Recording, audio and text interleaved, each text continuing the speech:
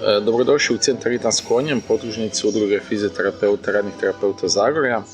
Evo Centar Ritam s konjem bavi se terapijama i aktivnostima pomoću konja. Od terapije provodimo hipoterapiju, a to je fizioterapija na konju za naše korisnike kojih ima 50-ak.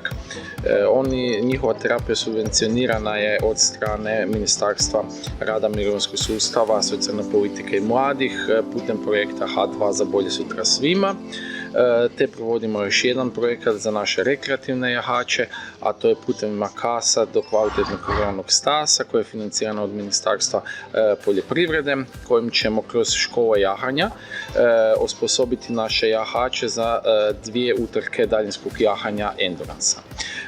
U sklopu našega centra, znači svi posjetitelji mogu odabrati jednu od aktivnosti, a to je šetnja na konju za one koji bi htjeli prvi puta sjesti na konja, zatim škola jahanja za one znatiželjnije, trening za polaganje jahačih dozvola, kao i medicinska usluga hipoterapije.